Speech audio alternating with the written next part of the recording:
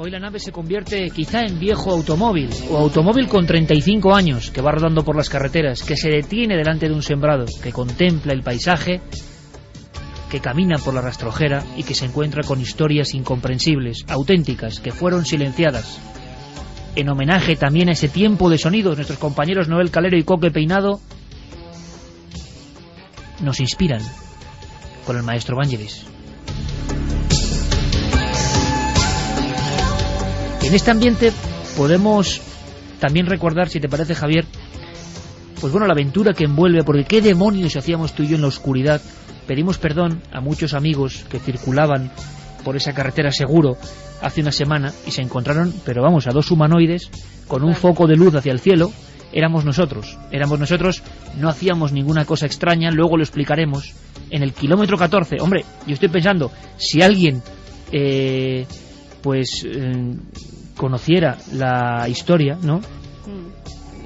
Y la llevase en la mente, imagínate, y pasa por ahí y ve una luz allí y dos seres vestidos de oscuro y dos seres humanoides. Pues sí, la verdad es que eso puede dar lugar a confusión, pero estábamos ahí por algo.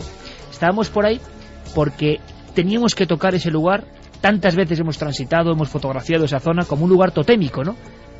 Hay que imaginarse además cómo estará ese lugar en este preciso instante, ahora mismo, ¿no? Seguramente cubierto de niebla, una niebla muy parecida a la que había hace una semana, que solamente iba bajando, despejando y dejándonos las estrellas, la bóveda celeste completamente limpia, con unas estrellas increíbles. Incluso tuvimos alguna sensación extraña, porque hay que decir que tuvimos que dejar nuestro coche en Quintana Ortuño, y Quintana Ortuño está en el kilómetro 12,5 más o menos. Tuvimos que avanzar andando hasta el kilómetro 14 por la cuneta de la carretera. Es una carretera con mucha visibilidad. Estoy seguro recta. que hubo oyentes de Milenio que nos vieron, estoy seguro, convencido. y caminando así discretamente y tratando de, en fin, de no asustar a ningún conductor, llegamos a ese punto, a ese lugar, y la verdad que era un lugar que de noche, a esas horas, con esas bajas temperaturas, con esa niebla que iba y venía, sobrecogía. Y tuvimos incluso un momento, recordarás, Iker, en el que vimos unas luces en medio de aquella panamera, en medio del campo, probablemente de un tractor, pero que nos sobrecogieron bastante porque, en fin, parecían algo que hubiera descendido allí o que estuviera allí en medio de la nada. Y además es que era justo en el lugar, pero seguro que era un tractor, aunque no pudimos verificarlo, pero de verdad que nos llevamos un buen susto. ¿Por qué decimos todo esto? Pues por una de las normas de este programa, amigos. El misterio no tiene por qué estar lejos, y el misterio no solo está en las imaginaciones o fantasías. Seguro que transcurrís por lugares que tienen historia, que tienen mito, que tienen leyenda, que merecen la pausa, la observación diferente, que merecen un tiempo de análisis, de reflexión, de fundirse con el paisaje. Y no hace falta irse lejos, porque desde luego los que estamos aquí en esta mesa, no voy a decir que hayamos dado la vuelta completa al mundo, pero hemos estado en muchos países, en muchos lugares. Pero el misterio está cerca. Pero en ninguno encontramos una señal como la que vimos allí, ¿te acuerdas? En medio también de la rastrojera, una señal extraña, extemporánea, que decía: punto de encuentro número 6. Noticia de que unas plataformas gigantescas habían llegado, habían quemado el campo, habían asustado a los soldados y se habían marchado. Corrió raudo y quizá fue el primer observador de esta marca, que oficialmente no existe. 300 metros cuadrados de calcinación. Este es Juan Carlos, en aquel año 75, un niño que se enfrentaba al misterio. Y bueno, pues nosotros, ilusionados, pues fuimos a buscar por el campo, y de repente pues un hermano mío fue el que nos llamó y nos dijo: venid por aquí, que aquí hay una cosa extraña. Y nos fuimos y vimos pues una mancha negra grande, pues de 50 a 80 metros. Es que ahora tampoco sé, una mancha negra grande que claro, que nos sorprendió mucho, porque además se notaba que estaba quemado, y estaba quemado solamente una parte de lo que era la finca. Entonces pues claro, era más que nada extraño. Era una finca de las típicas de aquí, de trigo, cebada, que hay aquí en el campo, y la clásica paja que hay, pues estaba quemado una parte, y la otra parte pues no estaba. Entonces era extraño, porque lo lógico es que si hubiese sido un incendio provocado, por ejemplo, por rastrojos, la quema de rastrojos, pues habría quemado la finca entera. Pero el tema era que estaba solamente una parte quemada. Entonces, claro, era extraño. Y después también había muchos excrementos. De eso me acuerdo perfectamente, que había excrementos de perro, que nosotros creíamos que sería de algún perro así, que estaban totalmente carbonizados. 2:14, el llamamiento sigue activo. Personas que estuvieran cerca por fecha y por lugar de estos hechos de Quintana Ortuño, primer día de enero del año 75, o que tengan constatación. Se dijo en una ocasión una identidad, Jesús Rivas Riaño, si no recuerdo mal, policía militar que iba en uno de esos vehículos y que observó desde otro punto el objeto, porque lo increíble de este caso es que los soldados lo están viendo, pero detrás hay más gente viendo al mismo tiempo los objetos. Bueno, ahora llega un momento importantísimo. Seguimos con las vías de contacto, recopilando información. Ahora, por supuesto, leemos vuestros mensajes, pero atención, Santi, Javier, Carmen, atención, porque nunca ha vuelto a hablar ninguno de los testigos. Manolo Aguera sí, porque le entrevistamos para Cuarto Milenio en unos cortes, que iban en aquel vehículo, y es importante. Un vehículo, 4 personas. ¿Qué vieron? ¿Vieron exactamente lo mismo? ¿Qué pasó con ellos después? En el asiento de atrás, y la prensa hablaba de el más audaz de todos, que se quiso aproximar hasta casi tocar las luces, iba Felipe Sánchez. Felipe Sánchez, buenas noches. Sí, hola, buenas noches. Creo que usted venía en la parte de atrás. ¿Nos puede recordar a todos cómo lo vivió? Aproximadamente calculo que fue nada más subir el escudo a lo largo, se divisaron unas luces. Y bueno, no le dimos mucha importancia, hasta que nosotros ya fuimos andando con el coche y otra vez Manuel Agüera, que es lo que eso recuerdo todavía, dice, pero si todavía veo esto ahí, que están las luces aquellas ahí y tal, y esto ya era acercándonos a Quintana Ortuño más o menos. Ahí fue el tira y la floja de vamos, no vamos, ¿qué pasará? ¿Qué será esto? Llegaron ustedes, Felipe, a poner pie a tierra, ¿no? Según creo. Sí, no, efectivamente, bajamos los 4. Y ahí hubo un poco la polémica esa de que, oye, recordamos algo de los ovnis, efectivamente, ¿qué será, no será? Entre nosotros mismos, por supuesto. Y el tira y la floja de vamos, no vamos, uno tenía miedo, otro, y yo, la verdad, ahora lo pienso y me salió así del alma como, no, yo quiero verlo, más o menos, o en otras palabras, no me recuerdo. Y ya empezó la polémica de no, vamos, tal, que cual, y ahí fue la cosa. Yo creo que andando unos cuantos kilómetros se miró y todavía las luces proseguían allí, ¿eh? Seguían allí en el campo, casi Sí. posadas. Justo además hemos estado allí, Felipe, en esa Sí. zona que hacen 2 carreteras como una Y, ¿no? Una que va hacia Villarcayo y otra que va hacia Santander. Efectivamente, hace un pequeño cruce que va a Villarcayo y a Santander. Efectivamente, así. Es más, yo recuerdo que un coche también había detrás, bastante lejos se veía, porque dice Manolo, mira, ¿no veis un coche allí atrás? No sé, podían ser 1000 metros, 800, 700 aproximadamente, porque se veían las luces del coche, ¿eh? O sea que al mismo tiempo que ustedes están viendo esos Sí, 4 sí. objetos, Felipe, al otro lado hay otra persona con un coche que también lo está viendo. O sea, otra persona, un coche se veía hacia atrás bastante, pues a 600 metros, 700 aproximadamente. Es algo diferente a cualquier cosa que he visto en su vida, me imagino. Sí, por supuesto que sí. Yo nunca, ni me lo he creído ni lo he desmentido de esto de los ovnis, pero ya viendo lo que he visto yo con mis propios ojos, pues bueno, algo tiene que haber. Y cuando llegan ustedes, ¿qué es lo que ocurre? ¿Quién habla con ustedes? Porque hay una serie de escritos de un interrogatorio militar que les hacen.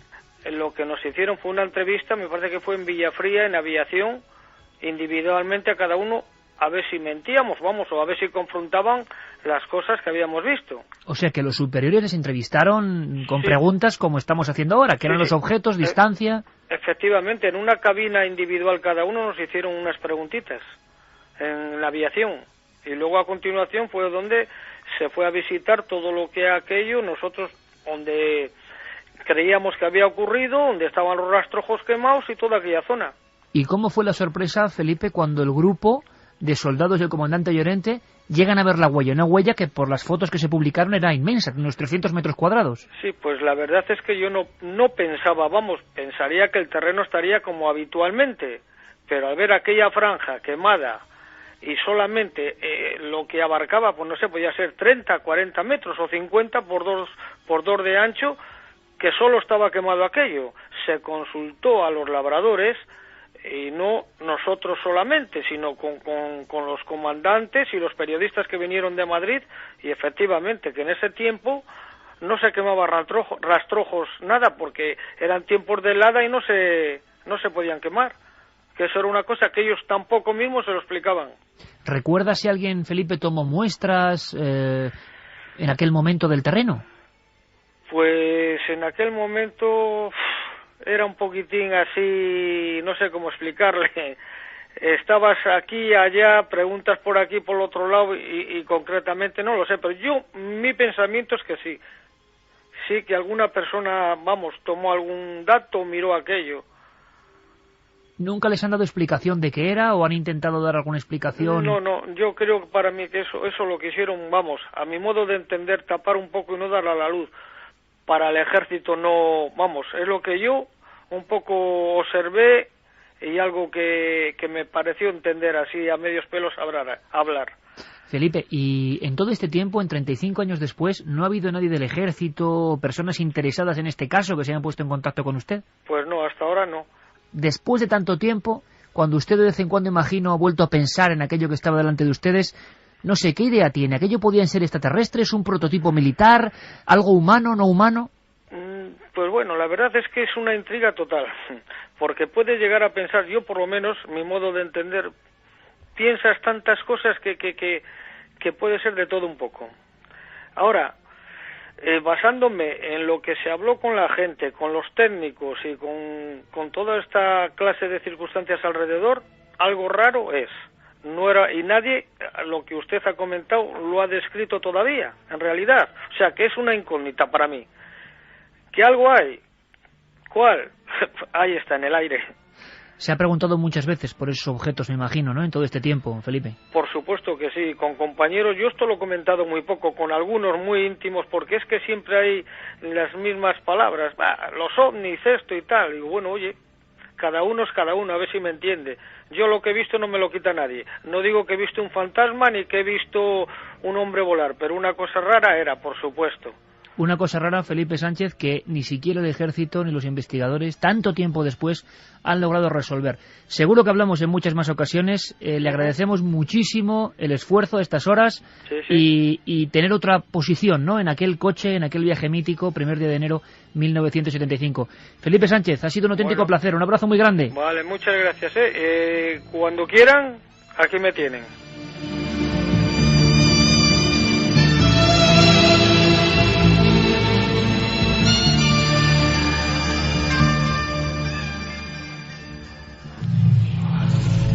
Lo has oído. No estás solo. Milenio 3. Cadena SER. Con Iker Jiménez. Más desde la barrera, nosotros hemos ido a sacar la investigación sobre el terreno. Quizá estamos muy impregnados o muy impresionados, pero para mí, por lo menos, Javier puede hablar, ha sido tal reencuentro con la honestidad del fenómeno OVNI, ese que algunas veces se despega de ti a nivel biográfico, te metes en otras historias, pero está la honestidad, gente que no ha hablado entre ellos, que es otro detalle, en 35 años, ¿cómo lo cuentan? ¿Con qué sinceridad? ¿Con qué normalidad? No estamos viendo ni a contactados, ni a gente con creencias. ¿Qué demonios vieron estas personas? Y sobre todo, ¿qué maniobra de ocultación parece que hubo, no?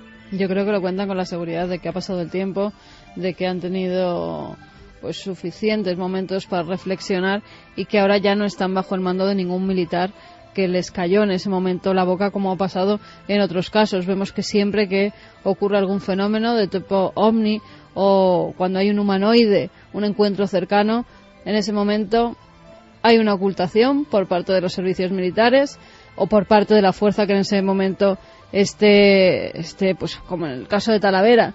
Vemos que lo mismo, que los soldados que estaban allí fueron separados, se dijo que no tenían que hablar en ningún momento, no se volvieron a encontrar hasta muchos años después, y en este caso ha sido prácticamente lo mismo. Ahora también los cazadores, sin ese miedo de la caza furtiva en aquel tiempo, se han visto pues en la situación de que pueden contarlo todo y aportan más información a un caso que estaba ya casi olvidado. Sí, además esto es la constatación de que no hay casos agotados, es decir, siempre se puede rascar un poquito más. Estamos además retrotrayéndonos posiblemente a una quincena histórica. Aquellos primeros 15 días de noviembre del 75, por alguna razón los ovnis les dio por visitar instalaciones militares, concretamente eso. Y lo que decía Carmen, o sea, una constatación también de una repetición de patrones. Yo me estaba acordando no solamente de los casos españoles, me estaba acordando, por ejemplo, del caso del Cabo Valdés, que también aquella patrulla fue completamente separada y se han tirado décadas sin volver a conocerse. Y que también al ver la luz cerca sienten una extraña somnolencia, igual que esos 3 soldados de Talavera la Real, protagonistas de la Noche del Miedo, que ven una figura que brazos en cruz se va aproximando a ellos. Y a pesar del terror que uno tiene que sentir y que le disparan, ¿sabes lo que sentían, Javier? Y yo les entrevisté varias veces, una especie de sueño. Y luego ya no estaba aquello. Eso fue un año después, en 1976, igual que un año después fue el famoso incidente de Galdar, de los humanoides dentro de una esfera transparente que vio el médico Francisco Julio Padrón yendo a atender a una emergencia en la isla, ¿no? Pero fíjate que volvemos a Talavera la Real, porque ahí ocurrió algo también en estos días de enero del 75 que estamos reconstruyendo. Es verdad. Y que creo que es importante, porque tanto Manolo Agüera al principio como nuestro último testigo, Felipe Sánchez, han hablado de esta cosa extraña de, bueno, nos permiten hablar, pero después nos dicen que nos callemos y nos separan, ¿no? Bueno, pues hay una razón, yo creo que hay una razón detrás de todo esto que por lo menos deberíamos considerar, y es que en aquellos días estaban ocurriendo muchas cosas en España, no solamente 24 horas después en las Bardenas Reales, y después escucharemos algún testimonio, sino que fíjate, el 15 de enero del 75, en el aeródromo militar de Villafría se redacta este informe sobre los sucesos de Quintana Ortuño. 24 horas antes, 14 de enero del 75, base aérea de Talavera Real, un avión con un VIP a bordo, no se especifica en el informe desclasificado qué VIP era, pero cuando se decía esto, pues probablemente algún ministro o alguna persona importante. Ministro de Agricultura. Sí, ministro de Agricultura. Bueno, pues con el ministro de Agricultura a bordo, los radares de la base militar detectan hasta 7 u 8, porque no, el informe es así un poco específico, 7 u 8 ecos no identificados a 25.000 pies en torno a ese avión VIP que está a punto de aterrizar en las pistas de la base de Talavera la Real. A fecha de hoy no se sabe qué ocurrió, pero es que eso está sucediendo en esas fechas de enero. En esa franja. En esa franja. Y estamos hablando de que lo que vieron estos soldados en Quintana Ortuño eran al menos 4 o 5 objetos. Estamos hablando de números muy altos de ovnis que no son clásicos, es decir, no es algo que en Bardenas también se ven varios. Exactamente, en las Bardenas se ven varios. Los testigos, desde los cazadores furtivos a los soldados de las Bardenas Reales que escucharemos, a estos soldados de reemplazo en Quintana Ortuño, lo que describen son objetos en forma campaniforme o de taza invertida, que no son tampoco clásicos de la casuística ovni. No es un platillo. Exacto, no es el típico platillo volante. Por lo tanto, estamos hablando de testimonios en diversos días que se complementan entre sí y que hablan de algo extraño que estaba pasando efectivamente sobre el espacio aéreo y sobre el territorio nacional. Todo esto con una época políticamente convulsa en España, con lo cual es normal que en ciertos casos, como dentro de una base, se tuviera que ocultar información durante un tiempo. Y la pregunta es, ¿los ovnis estaban cerca de nosotros por esa situación tensa política? O no eran objetos volantes no identificados, pero a lo mejor eran más terrestres de lo que creemos. Entonces, lo que no es comprensible es que después de tantos años, si se vio que no era una amenaza para los soldados, si se vio que no era algo terrenal, que fuera tipo terrorismo en esas bases, que no se dijera la verdad de lo que se había visto, que no se desclasificara hasta tantísimos años después. Eso es lo que no es lógico, y que luego los testigos nunca más volvieran a hablar entre ellos y fueran separados incluso físicamente para que no se volvieran a encontrar. Como pasó en Talavera la Real, en aquel momento se ordenaba de forma distinta a los ministerios. Yo pude saber que era García Baxter el que iba en aquel avión, Talavera la Real, y tienen que desviar porque hay unos ecos misteriosos. Pero hay más, ¿queréis escuchar algo muy potente? Al día siguiente estamos hablando, y esto es un homenaje un poco para los que disfrutan de la ufología, que no digan que nos olvidamos de la ufología porque hemos nacido con ella, por Dios. Además, este año está siendo calentito ufológicamente hablando, ¿eh? Y hay que hablar de eso también, aunque tendremos muchas más cosas. Ali Azca, que ha acusado al Vaticano de estar detrás del atentado contra Juan Pablo II. Ali Azca, loco o no, ha roto su silencio, y eso lo analizaremos después, y habrá túnel del tiempo y un montón de cosas. Pero atención, amigos, horas después de todo esto que os hemos contado, desde los cazadores furtivos Os imagináis ahora, ¿verdad? A Pablo Casado, un hombre fornido, escopeta en mano, con esa campana, y quizá es el único de esa noche que ve lo que hay dentro de esos objetos. ¿Iban siempre esos seres dentro de los objetos? ¿Los tripulaban? ¿Qué demonios pinta un tipo de 3 metros o 2 metros y medio agarrado a algo que parece un soporte, asustando a unos cazadores de Burgos en un lugar remoto? ¿O es que tuvieron la mala suerte de estar justo en un sitio que se adecuaba perfectamente al escondite que juegan estos objetos? Pero hay más. Después del aterrizaje quemando el campo en Quintana Ortuño, hemos hablado del polígono de tiro de Baranas Reales. Recuperamos brevemente para que veáis si no se parecen los testimonios, si el miedo o la ocultación nos sigue ahí. A Vicente Martínez estaba con una ametralladora en la mano en la torre de control número 4, torre de vigilancia aérea de un polígono de tiro americano y español, y de pronto la radio empieza a hacer interferencias y viene algo, y lo que viene es una media campana rojiza como acristalada que se posa impunemente en ese campo de tiro. Escuchamos. Pero recuerdo que estaba de patrulla y la primera patrulla la hice yo y serían las 11:30 por ahí o 12, cuando de momento pues el transistor que teníamos, un transistor de esos grandes, de los que nos dejaban los americanos que estaban allí, pues hizo un montón de interferencias. Y digo, pues aquí qué pasa. Y entonces me di cuenta por la ventana de que había una luz, que había un aparato que estaba parado en eso con una luz blanca hacia arriba. Y de pronto esa luz blanca se paró y se quedó una anaranjada. ¿Y qué pasó después? Aquello quemó el terreno, llegaron a ver las llamas de la huella y llegó el silencio. Y nosotros estábamos 4 en la torre. Entonces cuando fuimos hacia el lugar que había desaparecido ya el objeto, pues entonces vimos algo de color rojizo y era el fuego que salía de eso, porque cuando nos acercamos a Land Rover estaba el fuego aún en el suelo. Pero claro, entonces como era de noche no se podía apreciar todavía lo que era. Y al día siguiente por la mañana, que nos acerquemos unos cuantos, yo precisamente fui uno de los que me acerqué también, vimos ahí una circunferencia de casi 10 metros de diámetro y todo el suelo calcinado. Sí, nos mandaron callar, incluso los que estaban de permiso los mandaron ir al cuartel, los que estábamos allí, que nos tocaba salir de permiso, no nos dejaron salir. Acordonemos todo con metralletas y todo, porque venía gente, periodistas, militares, ahí venían de todo. Entonces nos hicieron acordonar todo aquello y no dejar entrar a nadie. 2:32, OVNI sobre España. Burgos Operación OVNI o La Noche de los OVNIs, poned el titular que queráis. Pero cómo suena Vicente Martínez hablando de les obligaron a acordonar la zona. Esto es España, amigos, no es otro lugar. Acordonar la zona, metralleta en mano, para que no pasara nadie, porque había una huella que había dejado un objeto que venía de quién sabe dónde. Pero lo más impresionante es que ellos con el Land Rover llegaron a ver esa huella todavía ardiendo, quizá con la misma fuerza calórica que aterrorizó a los 4 soldados de Burgos apenas 12 horas antes. Y siempre la misma impotencia, Javier, siempre la misma impotencia, pero yo comprendo perfectamente el miedo de Manolo Aguera, de Felipe Sánchez, de Pablo Casado, de Bruno Urachi, porque estando en ese lugar, tú y yo nos hicimos la pregunta.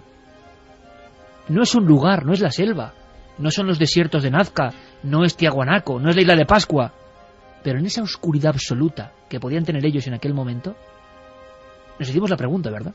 Si aparece algo aquí, ¿qué hacemos nosotros dos? Pues seguramente correr. No, seguramente no, sí.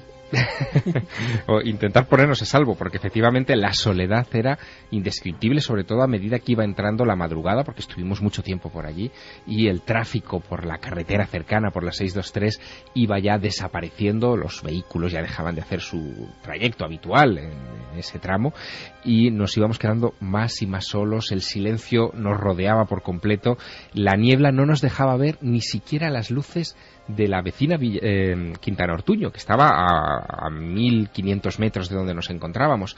Así que sí, supongo que la reacción de todos estos testigos es normal, es las de quienes se enfrentan a lo desconocido y son incapaces de interpretarlo, y además se sienten, y yo creo que esa es la clave, se sienten a merced de eso que se les ha aparecido enfrente. ¿Tú te acuerdas, Santiago Camacho, cuando hace unos 14 años, volviendo de la zona de Garabandal, vimos algo rojizo en un campo que tenía una forma así como fusiforme, que no sabíamos qué era, que salimos corriendo, me acuerdo de tu imagen detrás en el coche, esto era, bueno, como otra historia, ¿no? Y sentimos bastante miedo, ¿eh? Y uno siendo investigador y queriendo y soñando pero con ver los ovnis. en este caso salisteis corriendo hacia el ovni y sin cámaras. Sí, lo puede contar Santi, porque yo luego dicen que exagero mucho, pero salimos hacia allí, pero te digo una cosa, cuando estábamos a mitad de camino, yo dije, yo pensé en un caso muy clásico, que no es este, que es otro de un camionero de Salamanca, dije, como aquí en la oscuridad haya algo de verdad que es de otro mundo, bueno, y pasé un miedo como pocas veces. Pues lo disimulaste muy bien. Bueno, claro. Porque me acuerdo perfectamente, ibais Lorenzo Fernández y tú en el asiento trasero del coche, yo iba de copiloto, y efectivamente tuvimos un atisbo de algo que efectivamente parecía una luminosidad. Y rápidamente se paró el coche, nos bajamos los tres, y vosotros dos en concreto salisteis corriendo, y yo intentaba con un ojo ver el objeto, que era una especie, para que nos entiendan los oyentes, era como una píldora, era de la forma de una cápsula que iba a ras de tierra, recortándose, es decir, no estaba en el cielo, se estaba recortando perfectamente sobre la silueta de un monte. A mí me vino automáticamente a la mente la imagen del ovni de Pusilibro. Sí, señor. Porque emitía una fosforescencia naranja que no emitía luz, pero que el objeto tenía luz propia, pero no emitía luz en sí mismo. Y con el otro ojo os miraba a los dos y yo decía, ¿y dónde irán estos sin las cámaras? Que estaban en el maletero del coche. Con lo cual era una escena como bastante perpleja. Yo estaba al lado del coche mirando un espectáculo absolutamente surrealista, que era lo desconocido con el ojo izquierdo y a vosotros dos, que tampoco os conocía en aquel momento, con el ojo derecho. Y la verdad es que es un recuerdo muy bonito, pero sí que yo más que miedo sientes eso que he dicho muchas veces en este micrófono, te sientes metido en una campana de irrealidad, como que de repente has pasado esa frontera que separa la lucidez del sueño, pero estás despierto, estás evidentemente despierto y no tienes forma de negarlo. Y es una sensación muy especial. Tú cuando observas algo también en el 88, Javier Montserrat, 87, observas algo y te quedas como... Es que no se parece a nada, ¿verdad? Quizá muchos amigos ahora mismo que les vamos a leer sus mensajes nos entiendan perfectamente. Bueno, yo sentí mucho miedo. Yo creo que el miedo auténtico y el miedo, como te decía un poco antes, de sentirte a merced de eso que se te ha aparecido. Es como más poderoso, ¿no? De que no controlas ya la realidad, que lo que tú piensas que son las leyes físicas y las cosas como deben de ser, de repente desaparecen, el suelo desaparece bajo tus pies y sientes un poco esa sensación que decía Santiago, de campana, ¿no? En un momento determinado ya dejas de percibir el mundo tal y como era, no escuchas los sonidos que hay alrededor, no te fijas en las cosas en las que hasta ese momento te fijabas y todo cambia. Hombre, en ese momento lo pasas muy mal, pero ya han pasado muchos años, estamos hablando del año 87, de aquella experiencia en Montserrat que un día, si quieres, comentamos, hay incluso algún documento sonoro al respecto. Yo ahora repetiría. Es una buena frase, por cierto. No sé si estos soldados o Pablo Casado repetirían. ¿Nuestros amigos? Pues vamos con los mensajes. David nos decía, buenas, en 1999 en Cubillos del Roño, muy cerca de Villarcayo, vimos como una fuerte luz azulada desde el cielo aterrizó o se posó muy cerca del suelo. Cogí el coche y corrí lo que pude hasta allí. Si nos puede enviar más información, David, sí, un mail para que vosotros podáis seguir también este caso y compararlo. Carlos nos decía, Molina de Aragón, Guadalajara, 2 cazadores de pueblo que apenas habían oído hablar de ovnis en 1975 aproximadamente, vuelven a casa aterrorizados después de ver una extraña luz que los sigue. Molina de Aragón, Guadalajara, año 75. En la base de Villanubla, en Valladolid, a veces se ven grupos de luces fijas en el cielo nocturno. Nos decía un vigilante que tiene que hacer la ronda y que oye ruidos por todos los lados. Dani, ¿cuánta gente habrá presenciado cosas que luego no se atreven a contar por miedo a que los tachen de locos? Un saludo desde Estambul. Dani desde Estambul, ¿no será Dani Huiza? Bueno, pues sí, es él, un saludo. Desde Cantabria, Dioni. Sí, Dani Huiza oye el programa. Por eso lo digo. Oye, Dani, pues nada, mucha suerte y muchos goles. Una noche viniendo de Burgos hacia Cantabria, de regreso nos metimos por el páramo de Masa. Según veníamos sobre las 3 de la madrugada, vimos a un lateral como unas luces que emitían mucho destello. Era tanta la luz que en ese lado parecía ser de día. Estamos hablando además de la misma zona, el mítico páramo de Masa, que es tremendo, es uno de los lugares de poder de este país, ¿no? Juan María Hernández Pérez, buenas madrugadas. Iker, ovni sobre Madrid, barrio de Villaverde, años 78-79. Se podría obtener de Hemeroteca la oleada ovni sobre Madrid. Creo recordar que octubre-noviembre del 78. Sí, él tenía 5 años, pero su madre y su hermano fueron testigos. Rubén Alonso, siempre que voy al pueblo, en un punto de la carretera miro a la izquierda y digo, ahí fue el caso ovni de Quintana Ortuño. Se me pone la piel de gallina. Desde el Leganés, Miguel Pérez Benítez, verano de 1987, portaaeronaves Dédalo, navegando entre Córcega y Cerdeña, estando en el puente.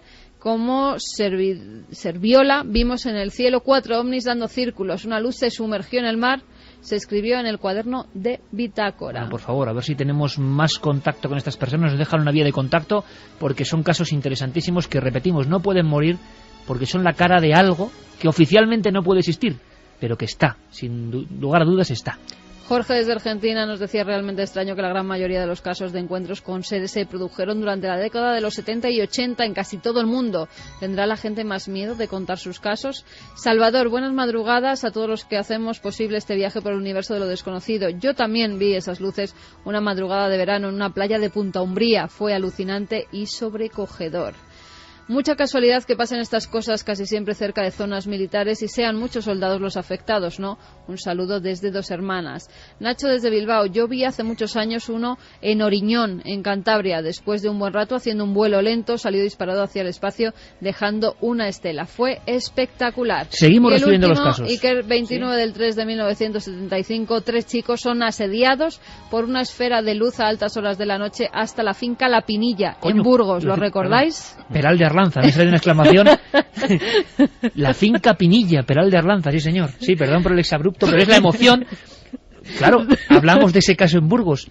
En la finca La Pinilla, 3 muchachos con un Simca 1200 observan una figura y lo mismo que ha visto Pablo Casado, un ser que les observa y que trasluce a través de ese objeto.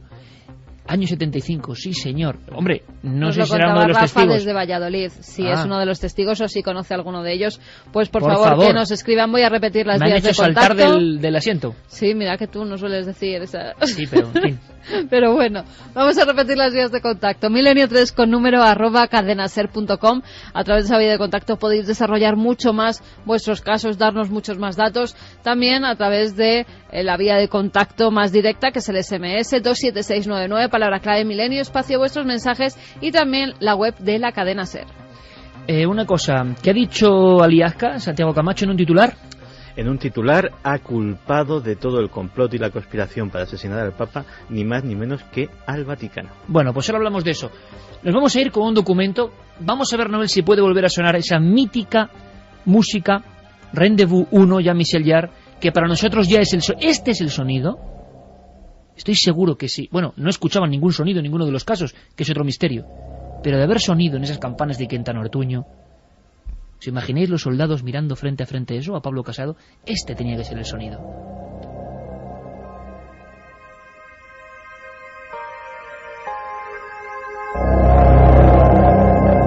Las estoy casi viendo, y vosotros tocando el terreno, abrasándolo con una extraña energía. Os va a parecer ridículo lo que viene a continuación, demasiado ingenuo para muchos, pero bueno, a nosotros ya nos da más o menos lo mismo. Lo que queremos es vivir el fenómeno OVNI, vivirlo con vosotros, porque detrás de todo esto, se esconda lo que se esconda detrás de este misterio, hay unas claves que son profundamente positivas y que hacen que discurramos, que nos preguntemos cosas, que pisemos lugares que de otra forma jamás hubiéramos pisado. Bueno, pues esto es un poco de homenaje. Este documento quizá en otros programas, en otro momento, pues no lo pondríamos, pero estábamos ahí absolutamente emocionados. En esa campiña, kilómetro 14. Y estuvimos cerca del misterio. El misterio no es solo ver un ovni, sino reflexionar y analizar lo que supone que toda esta buena gente, intachable, 35 años después, nos cuente con asombro lo mismo. hay un misterio que merece la pena. De alguna forma, tenemos que despedir este dossier, Operación OVNI en Burgos, desde el lugar de los hechos, en plena madrugada, con la niebla. En aquel momento, Javier Sierra y yo volvimos a ser dos niños que soñaban con la posibilidad, ¿por qué no?, de mandar un mensaje a los cielos. Estoy viendo ahora mismo, enfocando con el haz potente de nuestra linterna, un solitario árbol en mitad de esta especie de llanura. Y voy a hacer una cosa que puede parecer, bueno, pues ridícula para muchos quizá, ¿no? Pero aprovechando la potencia, ¿no?, en vatios de este gran chorro de luz que además, taimado por la niebla, casi obtiene una especie de solidificación. Nuestro vaho ahora mismo es tremendo. Hay una gran niebla que todo lo convierte en un poco onírico, ¿no? Y estoy ahora mismo proyectando un chorro de luz inmenso que choca contra el cielo, que se estará viendo desde diferentes puntos de Quintana Ortuño y de los pueblos cercanos como Sotopalacios. Y simplemente lo que estamos haciendo ahora mismo, Javier, es dos ufólogos que desde niño hemos soñado con esta historia, con estos casos, que hemos tenido fantasías, que hemos querido y hemos soñado con estar en estos lugares. Pues gracias, ¿no?, a ese misterio, gracias a esos ovnis, a lo que sean, a quienes vayan en ellos, a quien los tripule, estamos mandando un mensaje. Puede sonar fantasioso, repito, ingenuo, de acuerdo, pero estamos aquí en el sembrado de Quintana Ortuño, con el frío ya calando en los huesos, y enviando un foco como mensaje, pues de amistad, de reconocimiento, y casi te diría que de homenaje, porque yo no sé todavía hoy, después de tantos años, qué hay detrás del fenómeno OVNI, pero lo que sí sé es que gracias a este misterio hemos vivido cosas maravillosas, ¿no? Y es bueno que esta columna de luz diga, aquí estamos nosotros, ¿no? Hemos dejado los libros, la radio, la televisión, pero queríamos estar exactamente aquí en este momento, con esta barra de luz hacia las estrellas. ¿Quién sabe, Javier, si algo parecido o los mismos que quizás se posaron aquí, pues puedan ver, ¿no?, esta especie de baliza de amistad intergaláctica, ¿no? Noche cerrada, Nacional 623, kilómetro 14.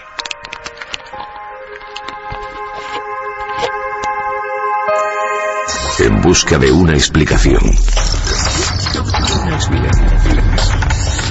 Iker Jiménez, Milenio 3. Cambiamos el tercio, la propia música nos lo indica, conspiración. Y si hay una conspiración importante en los últimos 30 años también, es la de Aliasca, el asesinato, o intento de asesinato, mejor dicho, de Juan Pablo II en la plaza de San Pedro. Siempre se ha hablado de un acontecimiento que cambia la historia de Europa y del mundo, de la conexión con Fátima, Javier, de los servicios de inteligencia metidos ahí de alguna forma, Santi. Pero Aliasca, el terrorista turco, que disparó 2 veces fueron, ¿no?, al Papa. Fueron dos impactos. Tres veces. Y que fue salvado, dicen, por una medalla de la Virgen de Fátima. Uno de los disparos desvió una de las balas. Este hombre, dicen algunos que enloquecido, ha roto su silencio. Hasta el momento no había dicho nunca quién estaba detrás de esta historia. Hubo una conversación de 20 minutos con el Papa en la cárcel de Revivia. El Papa, absolutamente atormentado o hundido ante lo que contaba Aliasca, le perdona, y todo el mundo dice quién hay detrás. Por lo tanto, el día de Fátima, al año siguiente hay otro atentado contra el Papa. Un exaltado logra clavarle una daga. ¿Qué pasa con Fátima? ¿Quién está detrás de todo esto? Bueno, pues Aliasca ha dicho, como decía Santiago Camacho, que es el Vaticano, o sea, desde dentro. Vamos a escuchar algún documento importante. La mayoría de declaraciones están en turco. Las ha hecho en un programa de la televisión turca llamado Morada Cósmica. Bueno, escuchamos. El Vaticano tomó la decisión de asesinar al Papa. Lo planearon y lo organizaron. La orden de disparar contra él la dio el secretario de Estado del Vaticano, el cardenal Agostino Casaroli. Bueno, ¿qué más ha dicho Aliasca? ¿Que se sepa? Pues lo que ha dicho en definitiva es lo que oíamos, que detrás de ello estaba el Vaticano, que además había 2 personas, también aparte de Agostino Casaroli, que era en ese momento el secretario de Estado, había 2 personas que le habían entrenado, que incluso habían hecho los movimientos que él tenía que seguir para atentar contra el Papa, habían recorrido la plaza de San Pedro junto a él diciéndole desde qué lado tenía que dispararle, que no querían en ningún momento asesinar al Papa, pero sí herirle. Pues vaya, opiniones. Santiago Camacho, Javier Sierra. Bueno, estamos de entrada ante un hombre que hace unos cuantos años, un par de años, se declaró Mesías, anunció el fin del mundo, escribió su propia versión de la Biblia, que ha dado más de una versión de todo este asunto y que está señalando a una figura muy importante de ese periodo histórico, posiblemente la figura más importante en el Vaticano después del propio Juan Pablo II, que es Agostino Casaroli, que yo creo que era la figura que mejor complementaba a Juan Pablo II, porque era un exponente perfecto de lo que es la finezza vaticana, esa inmensa burocracia, esa inmensa maquinaria diplomática la manejaba a la perfección, y un hombre que había llegado, digamos, más de batalla, mucho más sencillo, mucho menos curtido en esas sutilezas que era Juan Pablo II, pues digamos que era el complemento perfecto.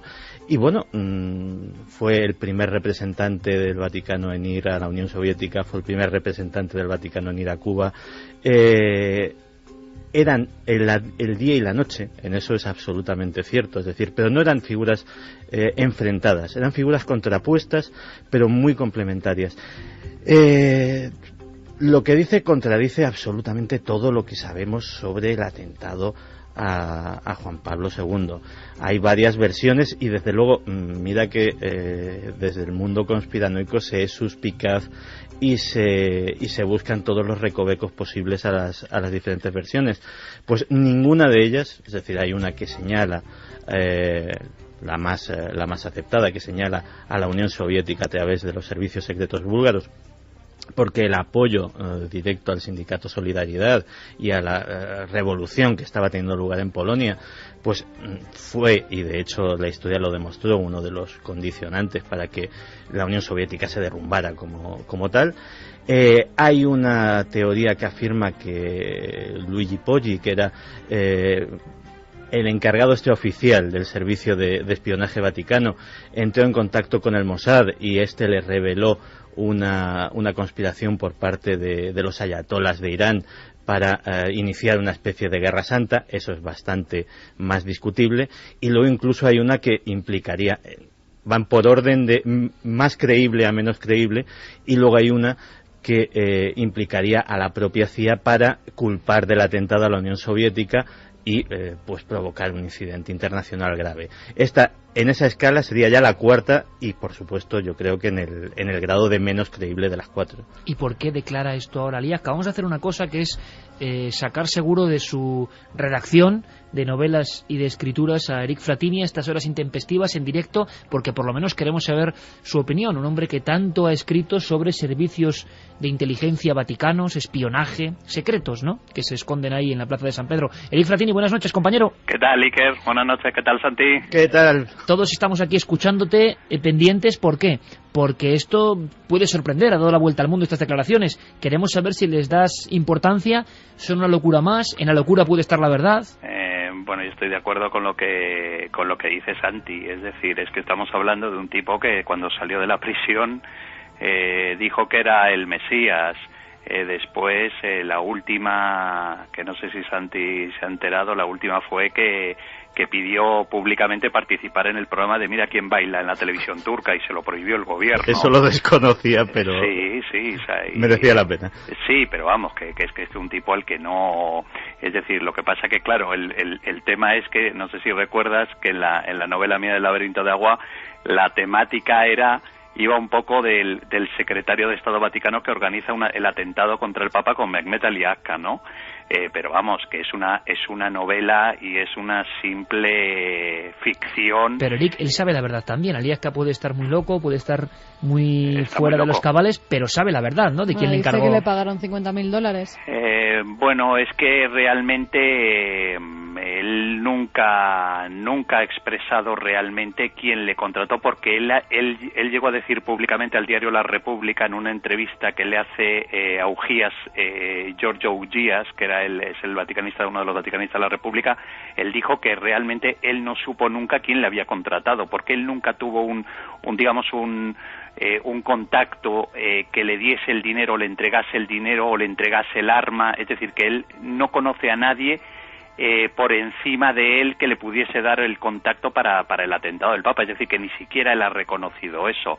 Es decir, luego, pues es también un poco lo que dice también Santi, que ha habido muchas versiones sobre el tema de que fueron los iraníes. Es una de las opciones que defiende Thomas Gordon Thomas, uno de los grandes especialistas en el Mossad israelí, en la historia del Mossad israelí. Luego Tomlinson, uno de los exagentes del MI6, afirma que fueron realmente los del KGB a través de los búlgaros y utilizaron a los búlgaros para matar. Yo creo, y además yo creo que hay tantas teorías como investigadores, Eric, casi, ¿no? Sí, pero yo creo también que también lo hemos comentado alguna vez contigo y con Santi, que realmente claro, lo más interesante para todos nosotros sobre el tema del atentado del Papa, yo creo que lo más interesante de todo va a ser cuando Bulgaria tenga que asumir la legislación europea de la Unión Europea como miembro de la Unión Europea y tenga que abrir sus archivos, porque está en la legislación europea de que tiene que abrir sus archivos históricos. Se perderán los papeles, Eric. Claro, y bueno, o se perderán, no sé, es decir, o por siempre lo menos pasa saldrá algo para que no salga a la luz la verdad, y más con un tema tan polémico. Sí, además tú sabes, Carmen, además que el problema que también había, por eso los búlgaros no quieren desclasificar sus documentos, y es que claro, que parte de los agentes del servicio secreto búlgaro de toda esa época, de la lucha contra en el tema de la defensa del comunismo, son actualmente miembros del gobierno, son actualmente altos cargos de los servicios de inteligencia y de la policía. Entonces, claro, hay incluso un eurodiputado que es búlgaro, que claro, que tampoco, que pertenecía a los servicios secretos de búlgaros. Entonces, claro, también puede ser también lo que tú dices, que al final al cabo abran sus archivos y no se descubra nada porque alguien los ha destruido, ¿no? Hay una cosa importante, Eric, Javier, tu opinión, porque parece que Ali Akbar no sabe quién le mandaba y muchos piensan que es que encubre a alguien, pero igual es que ni lo sabe. Bueno, aquí la cuestión es si aceptar que este hombre es un demente o sospechar que su demencia es una demencia fingida, que también yo creo que podemos tenerlo en cuenta. Claro, para que no lo maten. Exacto, si todos los test de inteligencia que se le han hecho a Ali Akbar, los perfiles de personalidad que se le hicieron en su momento, cuando, en fin, ocurrió todo el asunto del atentado en 1981 contra Juan Pablo II, demostraban que pese a tener un origen muy humilde y su procedencia, su cuna delictiva era muy simple, el tío tenía una inteligencia muy aguda, era capaz de engañar a prácticamente cualquiera. Por lo tanto, cuando lo liberan en enero de 2010 de la prisión en Turquía y se convierte ya en un hombre libre que se busca la vida, en fin, que lo que busca en estos momentos es sobre todo encontrar un buen postor que le pague una cantidad importante de dinero por sus memorias o por escribir algún tipo de libro que, en fin, que se convierta en escándalo internacional, pues a lo mejor lo que está haciendo es adobando esa expectativa con este tipo de declaraciones. Pruebas no ha aportado ninguna, en ningún sentido, hasta la fecha. Cuando sale de la cárcel dicen además los médicos turcos que le diagnostican un grave desorden antisocial de la personalidad. Eso, los últimos exámenes médicos que le hacen. Y además dejadme que os diga una cosa. Si Ali Akbar hubiera hablado, por ejemplo, de Jean Billot, el famoso cardenal francés, que ese sí que era un experto en conspiraciones, pero claro, Agostino Casaroli también vuelvo también a lo que decía Santi, que ha sido el digamos el gran diseñador, el gran arquitecto de la política vaticana de toda la primera etapa más importante porque claro, Casaroli es secretario de Estado desde el año 79 hasta el año 90. Es decir, de la etapa más importante del pontificado de Juan Pablo II con respecto a la diplomacia, a la política vaticana. Es decir, que Agostino Casaroli, es decir, era una de las grandes, para mí, personalmente creo que ha sido una de las grandes eminencias grises de la política vaticana y de la diplomacia vaticana. O sea, que es poco creíble, ¿no? Ahora apuntan que era masón también, que pertenecía a la masonería. Me creería mucho más eso que hubieran dicho, a lo mejor que hubiera dicho Ali Akbar, Jean Billot o Bernard Law, el cardenal Bernard Law de Boston, es decir, que eran verdaderos conspiradores, que controlaron todo el aparato de la banca vaticana, que controlaron todo el aparato de la famosa logia Propaganda 2 dentro del Vaticano, pero que hable de Agostino Casaroli, no sé, que ha sido un hombre, bueno, yo creo que ha sido una de las grandes eminencias grises que ha tenido y tendrá el Vaticano. Pues estas son las palabras de Ali Akbar. Seguiremos muy pendientes, Eric Frattini, a seguir escribiendo ahí en tu guarida. Un abrazo muy fuerte, amigo. Un abrazo muy grande a todos. Gracias, Eric. con esta historia parece que nos quedamos siempre igual. En fin, estaremos muy atentos. Por cierto, que después vienen muchas cosas, y entre ellas, en relación al impacto que tuvo el programa de la semana pasada sobre las voces, voy a poner un documento terrible. Ya muy advierto, desagradable. muy desagradable, sí. Yo ya advierto, pero es parte de la historia, ¿eh? Lo llamaron el sonido de la muerte. Es muy desagradable, pero tiene que ver con la historia de la famosa psicofonía de Germán de Argumosa. Pero será luego, en la tercera hora. Ahora todas las noticias, por supuesto, aquí informados en la serie, continúa en apenas 5 o 6 minutos, Milenio 3. 3 y 7 minutos. Aquí continuamos. La nave del misterio que es capaz de meterse en universos bien distintos. Y vagamos con vosotros para aprender de cada diapositivo de la vida, desde el origen de esta hasta lo más perverso, malévolo en todos los sentidos que puede tener la brujería. ¿Cuál es nuestra siguiente parada? Pues lo anunciábamos antes de esta pausa de las noticias. Hubo un tiempo, como todo en el mundo del misterio hay modas, hay picos, ¿no?, en la estadística de lo popular, y hay historias que se ponen en boga. Hubo un tiempo donde, por ejemplo, los ovnis, la visión de objetos fueron, sin duda alguna, la gallina de los huevos de oro para los que hablaban del misterio, interesaba. Después aparecieron incluso los tripulantes de estas naves, si es que son naves. Hay quien habló del tiempo de las abducciones, secuestros supuestamente por seres de otros mundos. Se habló de visitantes de dormitorio, pero hubo una época, sobre todo a partir de 1968, en que el mundo empezó a contagiarse de una especie de histeria, porque se hablaba de casos en los que personas normales y corrientes, en mitad de un camino en la carretera, yendo para un viaje de negocios, volviendo de alguna reunión, o simplemente, como ahora estarán escuchándonos muchos amigos de la rosca, del volante, que viajan por España para que todo funcione, experiencias rarísimas en gente muy sencilla. Una niebla, como bien describía nuestro compañero Javier Sierra, una luminosidad, un tiempo perdido, el kilometraje que no se ajusta a la realidad, el tiempo que parece que se ha estirado, entrar en una especie de neblina y aparecer en otro lugar. A partir del final de los 60, con varios casos muy polémicos, se habló de esos viajes incluso intercontinentales. Auténtica y pura leyenda urbana, no porque no haya realidad, sino porque los casos se convirtieron en vox populi y se fueron deformando y exagerando. Esa gente que, vagando por los desiertos de Lima, de repente había aparecido en algún lugar de España y viceversa.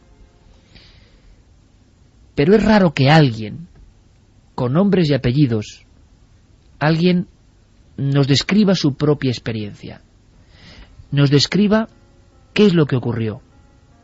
Esto pasa en Uruguay. Vamos a viajar a Uruguay, que es un país que no es que tenga excesiva cantidad de fenómenos misteriosos. Es el equipo de natación. Algunos de ellos son olímpicos por su país. Transcurren en un viaje hacia Argentina y pasan una serie de cosas increíbles, alucinantes. Tenéis que escucharlo, a él directamente, y vosotros luego opináis. Y aquí ampliamos la información. Un día de 1996, en un Opel Ascona, una larga travesía, un lugar bien conocido, 1000 veces transitado, y empiezan a pasar cosas. Alberto Losar, equipo de Uruguay de natación y socorrismo, vivió el amanecer más extraño de su vida. Alberto, buenas noches. Hola, buenas noches. Alberto, imagino que inolvidable aquella experiencia. ¿Cómo comienza todo? Pongámonos en situación, casi en el camino con vosotros. Estáis en un campeonato de socorrismo. De socorrismo, de natación. Y veníamos de competir desde Argentina hacia Uruguay, una distancia más o menos de unos entre 800 y 900 kilómetros de distancia. Pues nada, pues estábamos a unos 190 kilómetros de nuestro destino, que es Punta del Este. Y el próximo poblado, próxima ciudad, se llamaba San José, a 18 kilómetros. Vemos un cartel que decía San José, 18 kilómetros. Pues como veníamos bastante cansados del viaje y tal, decidimos parar en San José, bueno, para ir al baño, tomar un café y bueno, descansar un poco también. Pues vimos el cartel 18 kilómetros, calculamos que podrían ser unos 15 minutos, 10, 15 minutos en llegar, y en eso miro la hora. porque, nada, coincidió que me la abren a las 6 y 5 de la mañana, y seguimos circulando. Pues como que se nos fue el tiempo. Pasaron 10 minutos, 15, 20, cuando quisimos acordar, habían pasado unos 40 minutos, y en eso empezamos como a ponernos nerviosos porque no llegábamos a San José, y resulta que lo teníamos al lado, aparentemente. Y pues nada, pasamos por una capilla que nos llamó tremendamente la atención, una capilla grande, blanca, que bueno, estaba detrás de una alambrada, es algo sin sentido, no tiene sentido. ¿Nunca la habéis visto anteriormente, Alberto, esa capilla? No, inclusive en otras ocasiones, hemos vuelto a pasar por ahí en varias ocasiones y no, es inexistente. Ajá. Blanca y grande, nos quedó a nuestra derecha. Pues nada, continuamos un poco más y después nos pasó algo, a continuación, podría decir 200, 300 metros más adelante, nos cruza un coche en dirección contraria a la nuestra. Un coche idéntico, el mismo coche, el mismo color, y nos saluda un hombre mayor, nos hace como una reverencia con una... Pues nada, pues continuamos un poco más y a continuación 100, 200 metros más, eso fue lo más insólito de todo. Empezaron a aparecer palomas, pero en mi vida, hasta el día de hoy, yo tengo 41 años y eso pasó hace, ahora 20 años más quizás, fue en el 96, palomas, ahí nos despertamos todos, empezamos a gritar, a discutir, iríamos 8 o 10 kilómetros por hora, pues no podíamos ir más rápido, era imposible, es que no teníamos visibilidad. ¿Las palomas estaban en la calzada, te refieres, en la carretera? No, las palomas volando por encima de nuestro parabrisas, rodeando el coche, todo. ¿Y qué pasa después de las palomas? Pues a unos 500 metros había como una rotonda pequeña, con un desvío, y un cartel que decía, tendrían que ver el mapa, tener una noción de distancia.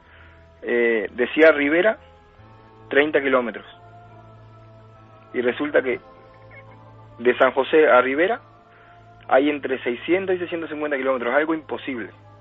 O sea que una distancia de unos 600, 750 kilómetros en ese pequeño impasse al salir de San José. ¿Y qué pensáis en ese instante? Nada, giramos, paramos, nos bajamos del coche, pues empezamos a discutir que estamos perdidos, que te dormiste, que no te dormiste, que nos equivocamos la ruta, que no nos equivocamos, pues un montón de temas en ese momento. Pues decidimos, tomamos una decisión entre todos, subirnos al coche, girar y volver por la misma ruta donde veníamos. Pues hicimos 5 minutos, pues llegamos a San José. Increíble, estábamos ahí. Pero miramos el reloj, habían pasado 20 minutos. Y en 20 minutos había habido ese trasbordo, vamos a decirlo así, de una distancia de 600 kilómetros. De fase de tiempo, de fase de distancia, de fase de kilómetros, de fase de todo, pues no, capilla, coche similar, palomas, un montón de acontecimientos que pasaron en cuestión de, según lo que yo calculé, pasó en 15 minutos. Una cosa importante, Alberto, vais 5 jóvenes, me decías. Carlos Escabiano, nadador. Es nadador, lo nombré porque él es nadador olímpico.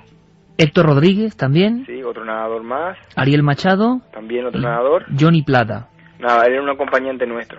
Entonces, sois diferentes testigos, todos vivís lo mismo y ¿cómo es el regreso o cómo es el pánico o cómo es la incertidumbre que habláis entre vosotros? Porque si a uno le pasa esto, yo creo que tiene que ser el descuadre y la rotura de esquemas tan grande que no sé cómo se comporta. De San José en adelante, quizás hayamos hablado unos 10 minutos. Y después fue un silencio profundo. Tuvimos como una hora de viaje, prácticamente sin dialogar del tema ni de nada. Llegamos a destino, pues llegamos con nuestra familia, pasó unas semanas, 2 semanas, hasta que en una reunión, un asado de lo típico nuestro, pues salió el tema, conversarlo otra vez. A ver qué había pasado, a ver si teníamos las ideas claras, lo que había sido, si todos habíamos visto lo mismo, si habíamos sentido lo mismo, y realmente pues fue así. ¿Nunca habéis vuelto a ver la capilla? ¿Habéis acudido al lugar para comprobar los hechos? Yo viajo todos los años para ahí, inclusive es ruta de paso hacia unas termas que están en el norte, en una ciudad de Salto, que era de pasada de Punta del Este, y inclusive he parado en San José, he hablado con la gente, le he preguntado si hay algún sitio de plantíos que pudiera alimentar palomas, que hubiera un montón de palomas allí, y me dicen que no, que por la zona no, sí, alguna paloma se ve, normal, ¿no? Pero no en la cantidad que le nombro yo, ¿no? ¿Y la capilla, Alberto, era un edificio, una iglesia? ¿La recuerdas perfectamente? Era una capilla, blanca, era alta. A un lado de la carretera. Alta, ¿eh? A un lado de la carretera, junto a la alambrada. Sí. Pero sin acceso, sin entrada, ¿eh? En muchos de estos casos, lo que ha contado el público, en estos supuestos casos de teletransportación o de lo que sea que hay aquí, se ha hablado de luces, de sonidos, de una niebla, nada. Nada, no. Sí es cierto que el horario eran las 6, alrededor de las 6 de la mañana todo, estábamos en un determinado tiempo, unos 15, 20 minutos, estábamos entre que está aclarando, pero no, de niebla, ni de ruido, ni de sonido, ni luces raras, no.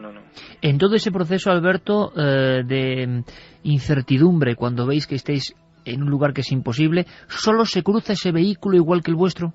El único vehículo en la carretera fue ese, idéntico, sin el mismo coche. Era un modelo, ¿recuerdas el modelo del coche? Un Opel Ascona. ¿Idéntico, mismo color? Mismo modelo, mismo año, mismo color. ¿Y que va hacia vosotros o pasa junto a vosotros y ese hombre que va dentro, anciano, os saluda? Os saluda, sí, nos saluda, sí. Nos saluda. ¿Reconocisteis esa cara o...? Sí, la cara la recuerdo. Yo recuerdo la cara, ¿eh? ¿Y era un hombre normal? No. Una persona normal, sí, una boina gris. Sí, una persona normal, totalmente normal. No lo conocíamos realmente. ¿Cómo habéis interpretado este hecho, Alberto, con el paso del tiempo? ¿Qué pudo ocurrir? Pues realmente, sinceramente, pues yo soy poco creyente en estos tipos de sucesos, hasta que nos pasó, hasta que en aquel momento. No lo sé, no sé a qué se debe ni qué nos pasó realmente. ¿No te ha vuelto a ocurrir nunca, Alberto, nada? No, nada, respecto a nada. ¿Y los amigos siempre han mantenido la misma visión? Lo recordamos siempre. ¿El coche, Alberto, tuvo algún tipo de problemas a posteriori, por ejemplo, después de la experiencia o no? En la ruta, no, que yo he visto que algunos se les apagan, no, ningún tipo de problema. Y a pesar, por ejemplo, en tu caso te llamó la atención lo del coche que venía en dirección contraria, que es idéntico. Pues nosotros los que más nos llamó la atención es que fueron las palomas realmente. En mi vida, hasta el día de hoy, he visto tantas palomas juntas. Impresionante. ¿Se aproximaban al coche de alguna forma o llenaban golpeaban contra el parabrisas, ¿eh? ¿Golpeaban con el parabrisas? Sí. Golpeaban, llegaban a golpear, pero es que no podíamos ver, teníamos que parar porque no veíamos nada. Pero muchísimas, muchas. Es lo que más nos impactó a nosotros, ¿eh? ¿Y no habéis logrado localizar nunca esa capilla volviendo a hacer la ruta y esa alambrada? Yo he hecho la ruta después de del 96 y unas 4 o 5 veces más. Ariel la hizo 2 y los demás compañeros no lo sé. Pero no. Inclusive en 2 de mis viajes lo hice pensando en buscarla, buscando la capilla, parando en los paradores de la ruta, preguntando por una capilla a pie de ruta. No existe. Pues la verdad es que es una historia impresionante, una historia de las que a veces ocurren en ciertos lugares, en ciertas carreteras, y además a veces los testigos sienten una extraña somnolencia, sienten un extraño sopor, y luego cuando son conscientes pues están en otro lugar, pero un lugar imposible, o sea que es que físicamente el coche ni a 400 kilómetros por hora hubiese llegado, ¿no? Imposible. Alberto, muchísimas gracias, de verdad, por revelarnos este secreto que yo sé que es muy difícil de contar y cuando lo has vivido es muy difícil de que sea comprendido por otros, pero te aseguro que nosotros lo comprendemos perfectamente. Un abrazo muy grande. Bueno, gracias a ustedes. Hasta luego.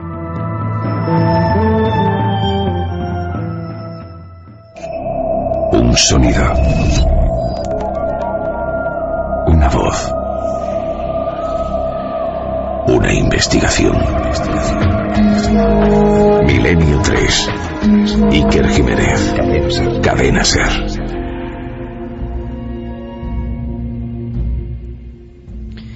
Alberto Moreno Lemes. Carlos Escanavino. Héctor Rodríguez, Ariel Machado, Johnny Plada, equipo de natación y socorristas de Uruguay, ruta entre Argentina y Uruguay. El titular podría ser 750 kilómetros en apenas 15 minutos. Seguramente este es uno de los casos más extraños que yo he escuchado nunca. Toda la iconografía que les viene encima, en ningún momento se acude a los clásicos del género. No hay luces, no hay niebla, no hay resplandores, no hay sonidos extraños, el coche no se para, no ven nada. Una capilla, una alambrada, la buscan 4 o 5 veces, hacen la ruta de nuevo para comprobarlo. Y eso de las palomas que llegan a rodear el coche golpeando contra el cristal, en fin, el absurdo elevado al cuadrado, que a veces es el marchemo precisamente de que pudo ser así. Sí, tiene muchos componentes oníricos toda esta explicación que hemos escuchado, ¿no? Porque son elementos absurdos, pero hay uno de ellos que a mí me llama mucho la atención porque se repite sistemáticamente en casi todos los casos de este tipo, que es esa, de repente, ausencia de tráfico en la carretera, esa sensación de vacío, como si de repente el mundo normal hubiera desaparecido y ellos estuvieran atrapados en una campana. La campana de irrealidad del señor Santiago Camacho, ¿no? Exactamente, la campana de irrealidad o la campana de silencio, que se cita en muchísimos casos. Por eso yo le preguntaba a Javier, y es que era, o sea, un solo coche, mismo año, mismo modelo, mismo color. Sí, bueno, por eso te decía lo de los componentes oníricos, es muy llamativo ese detalle. También el de las palomas es muy llamativo y a mí me ha recordado, no sé por qué, mientras lo escuchaba, una experiencia que contaba John Glenn, que fue el primer norteamericano en, digamos, dar una órbita completa alrededor de la Tierra a bordo de la nave Friendship 7, de la Friendship 7, donde él describía a su vuelta a la Tierra que al entrar en la atmósfera, de repente su cabina se vio rodeada de chispas y lo que veía eran como palomitas alrededor de la cabina. Entonces, bueno, me ha recordado de repente esa vieja experiencia, ¿no? Una historia onírica que no es la única, que por supuesto no podemos dar explicación, pero seguro que como tantas otras veces, y hemos tenido elementos últimamente bastante cruciales en este aspecto, ¿no? La rotundidad, el absurdo tan absurdo. 5 deportistas, algunos de ellos olímpicos por parte de Uruguay, con nombres y apellidos que viven esto y que siempre lo recuerdan. Y puedo decir una cosa off the record ahora, con permiso del propio Alberto, que ellos hicieron un pacto de silencio de alguna forma en un momento dado de sus vidas, porque nadie les iba a creer. Alberto viene a España, está ahora viviendo en Tenerife, viendo precisamente y escuchando el programa, viendo Cuarto Milenio, dice, con alguno de los casos vio cierto paralelismo, y es una persona que se considera escéptica todavía hoy, no le ha pasado nada raro en su vida, excepto eso. Y eso es como un corte en la realidad. Yo estoy recordando un caso que a mí me ha dado bastante impacto cuando lo leí siendo muy niño. La punta del iceberg era el libro. JJ Benítez era la historia de un guardia civil en la zona de Trebujena, que describía una historia parecida. Había un dibujo muy gráfico de él en la moto y al final de la carretera, al final del camino, una especie de campana, nunca mejor dicho, luminosa, que le esperaba. En este mundo onírico, donde parece que se mete el testigo, no sabemos por qué, como si uno tomase una desviación de la autopista, pero hacia la irrealidad, ¿no? Y pasa un tiempo en esa irrealidad que no se ve ni de tiempo ni de espacio. Él recuerda, y tú recordarás, Javier, perfectamente, y mejor que yo seguramente, que el hombre, imaginaos por un momento, amigos, el hombre va con su moto de motocross en aquel momento, fuera de servicio, y va acelerando, nota que va acelerando, y le empieza a entrar un miedo terrible, porque ve que a lo largo de la carretera, una carretera amplísima, no pasa nadie. Busca casi el contacto visual con otras personas, porque ha visto algo muy raro que parece un platillo volante. Y huye de allí, pero no ve a nadie. Se desvía por caminos que van siendo cada vez más solitarios y tampoco ve a nadie. Y de pronto solo ve un coche que está detenido y unos individuos le preguntan por una carretera, un camino, ¿cómo se va a la Nacional 4? Y él le impresiona mucho, le da mucho miedo, según su testimonio, el rostro de aquel hombre. Claro, puede ser que alguien esté ya tan sugestionado y con tanto miedo que cualquier cosa, en vez de gratificarle y darle calma, le da más miedo. Pero dice que nunca olvidó la cara de aquel hombre a través de la ventanilla. Lo mismo que le ocurría a estos muchachos. Los 5, aterrorizados, ven un coche idéntico el único que se cruza en 700 kilómetros. Hay un caso, porque durante los primeros años 90 yo me impliqué mucho en la investigación de casos de teleportación en España, fue un asunto que me fascinó.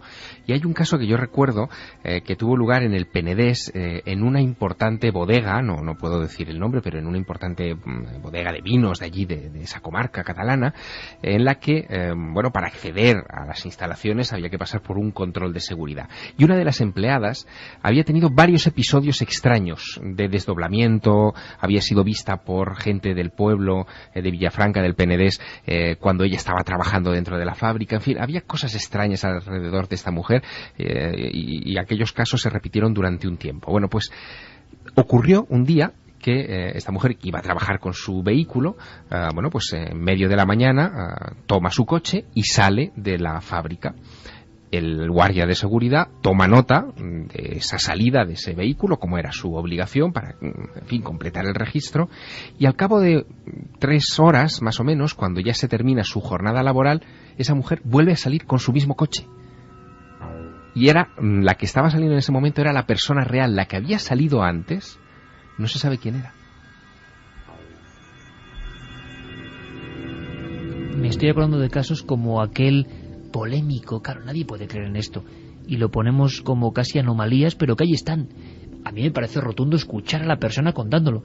Aquel caso de Miguel Herrero, supuestamente abducido, que se encontró con un objeto en las inmediaciones de Madrid, y que él describe que ve a su mismo yo. Yo creo que era Freud, ¿no?, el que decía que no había cosa más terrible que verte a ti mismo que vienes en dirección contraria por la calle, o mirarte al espejo y no verte. Eran las dos imágenes de lo más terrible. Decían, bueno, pues muchos testigos de estos casos absolutamente al límite describen la visión de una especie de clon, ¿no? Sí, y además, fíjate, estamos hablando, de cosas que desafían la lógica de las leyes de la naturaleza, ¿no? Absolutamente. Aquí entramos en ese terreno fascinante, donde, estamos hablando de desdoblamientos, de bilocaciones, de teleportaciones, en fin, un catálogo de nombres acuñados, algunos de ellos, como el caso de teleportación, la palabra teleportación por Charles Fort, un personaje, en fin, que hubiera disfrutado mucho con el programa de hoy, con la lluvia roja y con todas estas cosas que hemos contado. Hubiera hecho una ficha y lo hubiese metido en una caja de zapatos. Exactamente. Miles de lluvias extrañas. Pues fíjate que Charles Fort también le hubiera encantado, murió muchos años antes, escuchar la historia de uno de los grandes escritores, que nosotros tenemos de cabecera en este programa, que es William Peter Blatty, el autor del Exorcista. Él vivió un caso que lo ha contado en alguna ocasión, de teleportación de un objeto, y es de esos casos, de esas pequeñas anécdotas, pero que son estremecedoras. Ocurrió cuando enterró a su madre. Cuando muere la madre de William Peter Blatty, él la entierra con una medalla que era muy cara a la madre. Bueno, pues al cabo de 2 meses, esa medalla apareció, no sabe cómo, en el cuello del propio William Peter Blatty. Y hasta la fecha. Hay un caso también clásico de teleportación o teletransportación, que es el caso también muy polémico, el de Gerardo Vidal, el doctor argentino que aparece con su mujer en México. Iban hacia una localidad cercana, desde Argentina, iban a un congreso. También les estaban esperando unos familiares que vivían cerca de donde se iba a celebrar ese congreso. Estaba como a 160 kilómetros de Buenos Aires. Y aparecen a 1.600 kilómetros, aparecen en México, habían pasado 48 horas, los relojes de ambos se habían parado. Ella, cuando vuelve a Argentina, tiene que ser ingresada en una clínica en un estado de shock impresionante porque no sabe qué ha pasado. En México tienen que acudir a la embajada argentina para que les explique qué ha podido suceder, y lo único que recuerdan es ir por la noche en una carretera, una densa niebla, introducirse en esa niebla, y ya no recuerdan absolutamente nada. Este es el caso matriz, claro, que da origen a muchas polémicas y que, según algunos investigadores, hay que dejarlo claro, es el primer gran fraude de la historia de estos fenómenos. Por eso he dicho muy polémico, caso Vidal. Claro. Y que se transforman un poco en arquetipo que muchos creerán y creerán haber vivido. Claro, cuando tú hablas del año 1968, y en tu introducción lo decías, te estabas refiriendo precisamente a este caso. Las acusaciones de fraude en torno a este asunto son de factura muy reciente. En 1996, un director de cine argentino, Aníbal Lucet, hace unas declaraciones al investigador Alejandro Agostinelli en Buenos Aires, diciendo que toda aquella historia del matrimonio Vidal en realidad formaba parte de una campaña, digamos, viral, pero viral muchos años antes de que se inventara la publicidad viral, para promocionar una película lamentable que se llamaba Che Ovni, en la que, bueno, pues un cantante de tangos, claro, es que esto era tremendo, ¿no? Un cantante de tangos. Era bizarreza argentina. Sí, en el mismo tipo de vehículo que utilizaba el matrimonio Vidal, que creo que era un Peugeot 400 no sé cuántos, pues de repente está conduciendo por la carretera, se encuentra con una rubia despampanante que resulta ser una extraterrestre y entran en una niebla y aparecen en Madrid. Bueno, pues ese elemento para promocionarse, dice Aníbal Uset, bueno, pues utilizó a varios periodistas y tal para difundir el bulo. Bueno, es su versión, evidentemente, pero no deja de ser curioso que a partir o a raíz de aquel incidente, muchos otros comenzaran a acudir a los medios de comunicación diciendo, esto me ha pasado a mí. Contando lo mismo. No con la misma espectacularidad, no transcontinental, digamos, pero sí pequeños casos que acabaron al final en los archivos de los investigadores y que resultaron muy interesantes. Porque evidentemente físicamente es muy difícil, ¿no?, explicar una desmaterialización de un coche y rematerialización. Tiene que haber alguna explicación.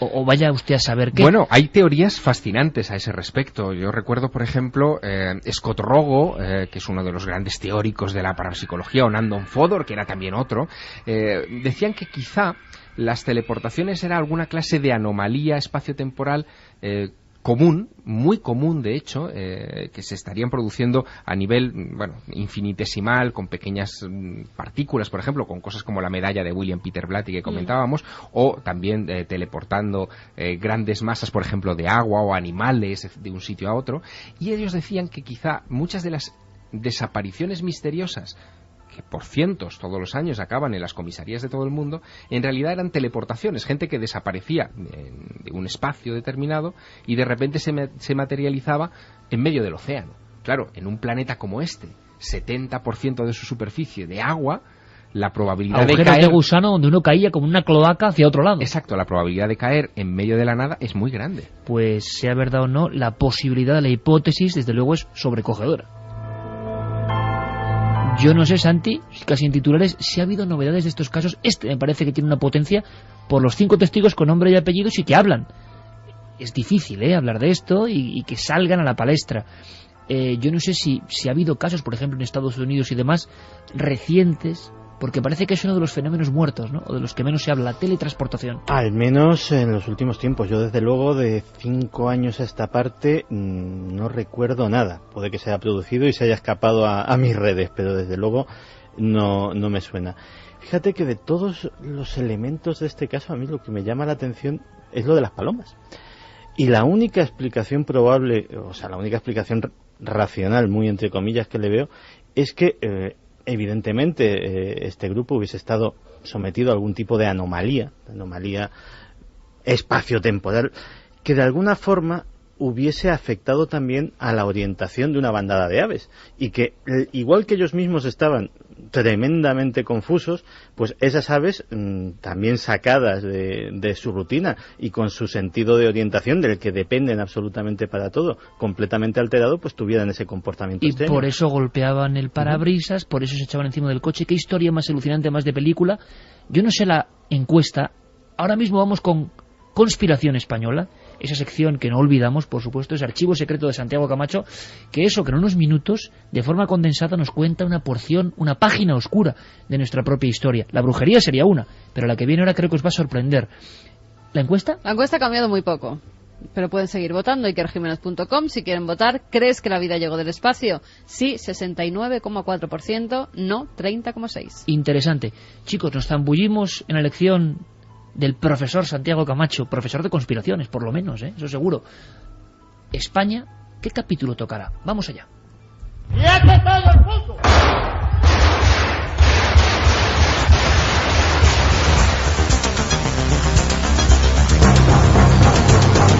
...76 muertos y 113 heridos...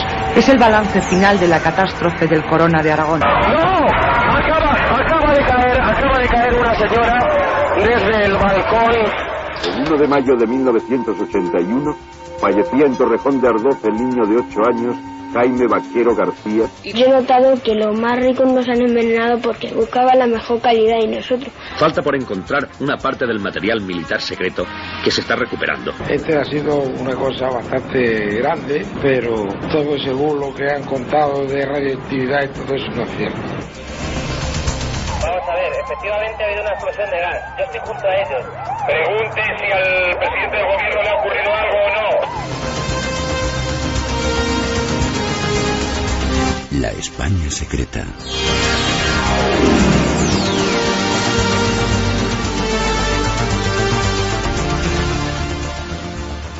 Uno de los episodios más trascendentes de nuestra historia de los últimos 150 años y más olvidado, yo creo que porque salimos muy mal parados, es que España estuvo en guerra con Estados Unidos. Una guerra que fue determinante para que perdiéramos el último vestigio de lo que había sido el gran imperio colonial español, Cuba.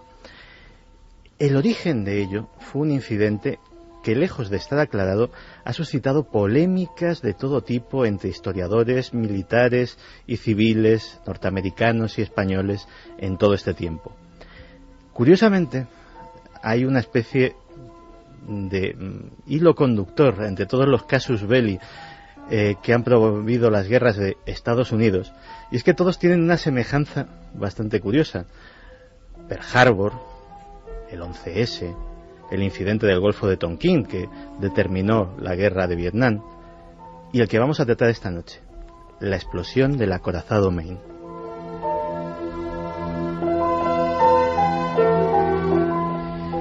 En 1895, el pueblo cubano, liderado por José Martí, luchaba por su independencia.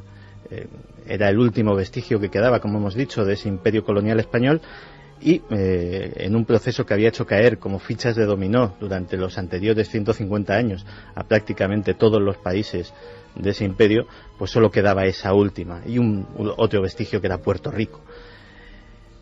Estados Unidos estaba muy implicado en aquello. Tenía importantes intereses comerciales y estratégicos con la isla. No hay que olvidar que su posición privilegiada le permitía controlar todo el Caribe, y que la gran riqueza de materias primas de la isla pues abastecía a comerciantes de toda la costa este norteamericana. Curiosamente también, en esa misma época, había dos hombres que tenían una particular guerra común y que en las facultades de periodismo pues esa batalla se ha estudiado hasta la saciedad. Esos hombres eran Joseph Pulitzer, que dio nombre al premio Pulitzer que se da actualmente, que era el propietario del New York World, y William Randolph Hearst, el magnate de la prensa estadounidense y cabeza del New York Journal. Estos dos periódicos intentaban mutuamente echarse a la cuneta el uno al otro, promoviendo historias a cual más sensacionalista, a cual más amarillista. De hecho, el término prensa amarilla nace en estos días, y ven en la guerra de la independencia de Cuba un filón de historias en las cuales enardecer a sus compatriotas. Se hablaba poco más o menos que de genocidio del pueblo cubano, de atrocidades sin cuento cometidas en los campos de concentración, algo que, de haber existido entonces, nos habría colocado de lleno en la famosa lista del eje del mal. Tanto es así que una serie de incidentes provocan que los Estados Unidos decidan enviar al puerto de La Habana un acorazado de segunda clase, muy obsoleto, un barco que podríamos denominar como prescindible actualmente, que era el acorazado Maine. William Randolph Hearst automáticamente manda, es una anécdota muy célebre, a uno de sus mejores fotógrafos para que tome testimonio gráfico y sea el primero en mandar fotografías de la guerra entre los Estados Unidos y España. Claro, el atribulado fotógrafo le dice: pero señor Hearst, no hay guerra. Y entonces dice una frase histórica que es: tú haz las fotos, que la guerra la pongo yo.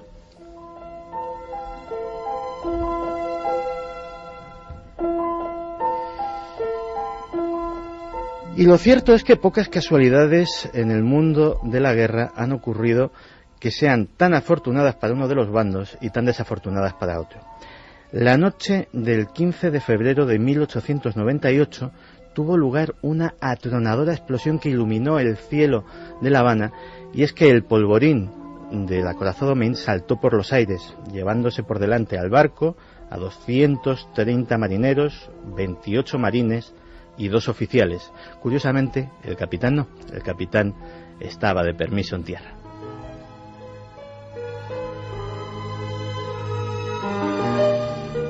Hearst se agarra como un clavo ardiendo a este incidente y comienza a publicar que terroristas españoles han colocado una mina submarina en el casco del Maine y la han hecho estallar.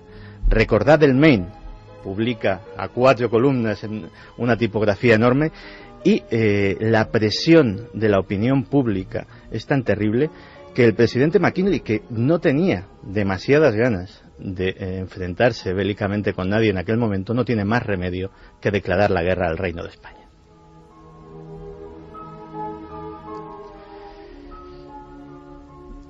Hasta los años 70, la controversia de si realmente los españoles tuvieron algo que ver con aquella explosión, que tampoco les convenía, o realmente fue un accidente, estuvo abierta. Una investigación oficial de la Marina estadounidense determinó en esa década que había sido un accidente. Lo único que quedaba eran los restos que estuvieron durante décadas varados en ese puerto, y un examen parece que determinó que la Santa Bárbara había explotado por causas desconocidas. El problema es que solamente se contaba con esa prueba pericial, porque curiosamente absolutamente todos los documentos oficiales norteamericanos relativos al incidente del Maine habían desaparecido.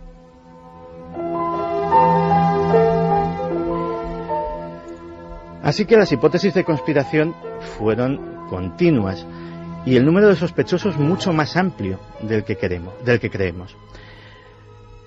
El primer sospechoso, curiosamente, era el gobierno español, pero el gobierno español no como un error de estrategia, queriendo pues cometer un acto terrorista contra ese barco que a fin de cuentas no tenía mayor importancia, sino porque lo que dicen las teorías conspiratorias es que el gobierno de Sagasta quería deshacerse literalmente de Cuba, que aquello estaba trayendo muchísimos problemas, pero claro, abandonar ante los rebeldes hubiese sido un baldón a la imagen de España, interior y exterior, absolutamente inasumible.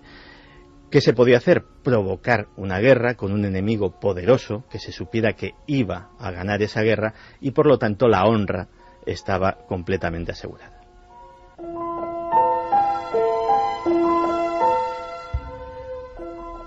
Por supuesto, el siguiente sospechoso es el propio gobierno estadounidense, dado que los indicios de la tal prueba pericial indican que la explosión no pudo ser desde fuera, sino desde dentro. Algo no tan complicado, porque el acorazado Maine, lejos de ser un compartimento estanco donde no podía entrar nadie, era frecuentemente visitado por gente de La Habana, comerciantes, personajes ilustres, prostitutas, gente de todo tipo que entraba y salía sin demasiado control, con lo cual colocar un artefacto explosivo en alguna parte pues no hubiese sido, para alguien entrenado en esas lides, demasiado complicado.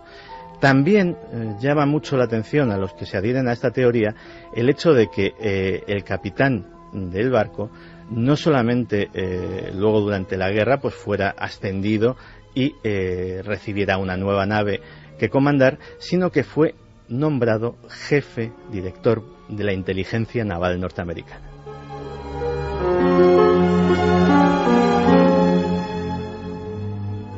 También se ha hablado de grupos que los había pro-españoles incontrolados que podían haber cometido lo que estrictamente consideraríamos un atentado terrorista.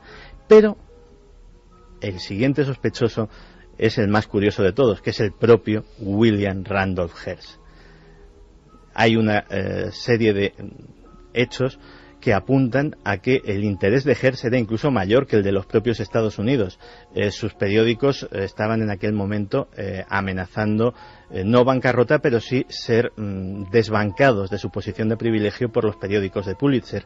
Con lo cual, esa incriminatoria, entre comillas, frase de yo pongo la guerra, pues se coloca como su causa para este caso.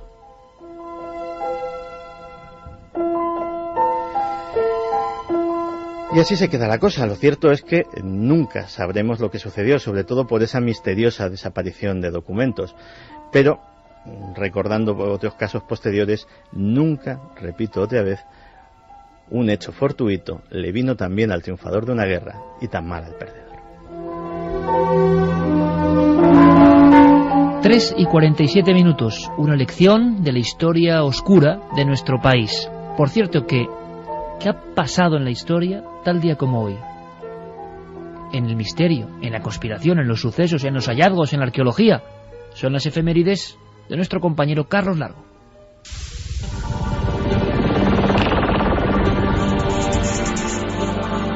...21 de noviembre de 1939... nace el político estadounidense Bud Dwyer. Acusado de haber aceptado varios sobornos, decidió quitarse la vida en 1987 mientras realizaba una conferencia que estaba siendo televisada en vivo.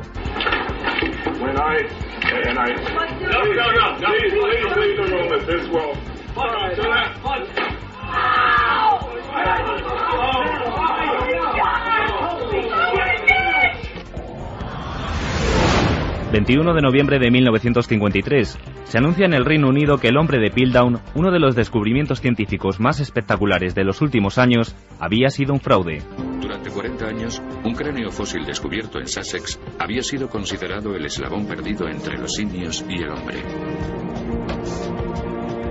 Pero el hombre de Piltdown era una falsificación. Los científicos se indignaron. El público se escandalizó.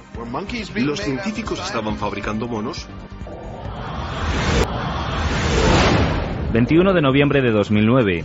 Un meteorito sorprende a los científicos del planetario de Johannesburgo por el brillante destello que produjo su explosión. Un violento fenómeno que pudo ser visto desde varias ciudades de Sudáfrica. Un meteorito surca el cielo nocturno, impacta a lo lejos con una terrible explosión. Miren lo que es la luz que capta la cámara después del impacto. El meteorito cayó en la localidad de Gauteng, en Sudáfrica, el pasado sábado 21 de noviembre, a eso de las 11 de la noche. Los habitantes vieron primero una bola de fuego verde que, después de impactar, convirtió por una noche el cielo de la noche en día. 21 de noviembre de 2008, la efeméride de Milenio 3. La nave del misterio debatía sobre el polémico yacimiento de Iruña Velella, un sorprendente hallazgo que desde su presentación en el año 2006 ya poseía numerosas incógnitas. El elemento cruz, muy conocido por todos y ampliamente atestiguado entre los grafitos, no es compatible en un periodo tan antiguo, pero la cuestión más singular se centra en el hecho de que se trata de cruces vestidas, es decir, se trataría en realidad de crucifijos, que como es bien conocido aparecen únicamente a partir de mediados del siglo V después de Cristo. Si bien los soportes deben considerarse efectivamente como auténticos y en general fechables entre los siglos I y III después de Cristo, los grafitos resultan falsos, realizados sucesivamente, casi seguramente en tiempos muy recientes, quizás en el momento mismo de su aparición. El escándalo de Iruña Velella, ¿de qué pensabais vosotros en pleno siglo XXI? Por cierto, dos cosas. En nada, creo que en 3 días, si no cambian las cosas o las tornas, sale ese CD de la música tan importante, ¿verdad?, de Milenio 3 y de Cuarto Milenio, la música de la nave del misterio, con algunas joyas que nosotros fuimos escuchando ya en coche, ¿verdad? A ver, camino a Quintana Ortuño, y que yo creo que son emocionantes, por lo menos para quienes vivimos intensamente el misterio. Dos cosas, gracias a los amigos de iVoox, que se ha ido convirtiendo con el paso del tiempo en una plataforma impresionante de distribución de audio en castellano, y que me comunicaban, me informaban. Este dato es, en fin, es como, pues un dato, simplemente, pero que nuestra franja de emisiones de radio, porque hay diferentes departamentos, como en todo, como tiene iTunes, pero en iVoox, del puesto 1 al 121, eran emisiones de Milenio 3, las más descargadas, del puesto 1 al 121. en el fragmento destinado a los programas radiofónicos. En fin, no sé, me parece bastante impresionante y le agradecemos muchísimo a toda esa gente que está ahí. Guillermo León, que distribuye también a través de ikerjiménez.com pues los programas en iVoox. Gracias también al apoyo que hay en iTunes, porque hay que decirlo, este programa se está convirtiendo en un fenómeno en Internet, siempre lo ha sido, es la realidad, pero ahora ya los datos que tenemos mensualmente nos sobrepasan, amigos. Podemos hablar de el verano aquí, datos frescos, de casi doblar el nivel de descargas, que ya hablamos de muchos cientos de miles de descargas, muchos cientos de miles, aproximándose al 1.000.000 de descargas, que nos parece algo asombroso, nunca soñado, y sobre todo por amigos de América. Gracias, amigos. Los últimos datos podemos darlos de plataformas de descarga próximos a las 800, 900.000 descargas de Milenio 3 cada mes. Yo creo que es espectacular. También es espectacular lo que está pasando con tu blog, el blog de Carmen. Es increíble lo que está ocurriendo. Yo no sé, o está todo el mundo en Internet o algo ocurre, porque es increíble lo que está pasando. Por ver otras cosas que hago. Pues vamos con los últimos mensajes. Vamos con los ganadores, si quieres, y que el primero de Historia de la Brujería en España, publicado por Espasa y escrito por Josep Pérez. El primero de ellos es para José de Madrid, que nos decía: ¿sabéis lo que os digo? Hay que reivindicar a Charles Fort. El tiempo le está dando la razón en muchas cosas. Otro es para Lorena Cubero, que nos decía: hola, desde siempre me ha contado mi abuela que en su pueblo de Cuenca había brujas que se reunían en el osario de al lado del cementerio para robar tuétanos de los fallecidos recientes y que rechinaban los dientes cuando veían que se aproximaba gente a donde ellas estaban para que huyeran. También se daban casos de teletransportación. Hará unos 80 años de eso. ¿Habrá que ir a ese pueblo de Cuenca? Sin duda. Cuenca mágica siempre. Y el último es para María Asunción, que nos decía: en Galicia desde siempre han existido las meigas y aún hoy en día, si eres de alguna de las aldeas, sabes a qué mujer acudir para pedir una hierba que cure tus males. Vamos a hacer una cosa, hablando y dedicándonos tanto a lo de Internet. Fíjate, cuando se ha mencionado ahora Charles Fort, estaba pensando que había que hacer un saltoral del misterio. Pues sí, la verdad que sí, o por lo menos una galería de retratos de grandes del misterio. Claro, pero me refiero, ¿sabes qué? A que el día pues es dedicado, no digo santoral como algo, sino como figuras del calendario. El día tal, recordamos a San Charles Fort, claro que sí, o a Charles Fort, bueno, el día tal. Oye, me parece genial. Podemos empezar por el 1 de enero. Es decir, 1 de enero... San Quintana Ortuño. Exactamente. El caso de Burgos. Pero te lo aseguro, me parece muy interesante. 2 de enero... Bardenas Reales. Claro. Y así todo el año, bueno, sí, pero con personajes. Puede ser muy interesante. Por cierto, Santi, ¿tú tienes página web? No, todavía. ¿Ves? Pues tienes que ponerte... Y blog tampoco. No, que vaya. Ay, amigo. No, Santi está siempre espiando ahí en la sombra, como debe ser. Javier, para luego javiersierra.com. Mira, es que esto es bueno hacerlo con todo lo que está ocurriendo. Tu web, Javi, es javiersierra.com. Que está en proceso de transformación dentro de en el limbo. Poco tiempo. No. Está en marcha, evidentemente, pero va a haber una Javier Sierra .2 en breve. Habrá Javier Sierra 2.0 sería, ¿no? Sí, habrá sorpresas. Has traído las galeradas de... Sí, las galeradas de El Ángel Perdido. Ya hablaremos. ikerjiménez.com es nuestra web oficial, vamos a decirlo así. Y tu blog, Carmen, es... lanavedelamoda.com. Bueno, pues muy estamos diferente todos. A todos los vuestros. Sí. Gracias a toda la gente que vino a vernos con el asunto de Félix Rodríguez de la Fuente.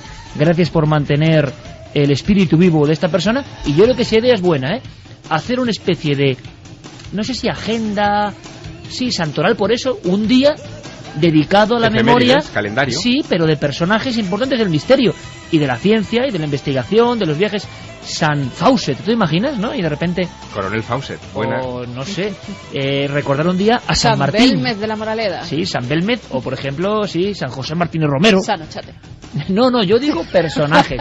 Personajes, para que tenga una influencia. Pues entonces no podemos empezar por Quintana Ortuño. Ya lo sé. Pero sí por uno de los testigos, por ejemplo, que estaba allí. Que ya lo convertimos en santo. No santo, me refiero a una cosa que nos recuerde a alguien y que cada día del año, o cada día que coincida con Milenio 3, tengamos un argumento. San Nikola Tesla.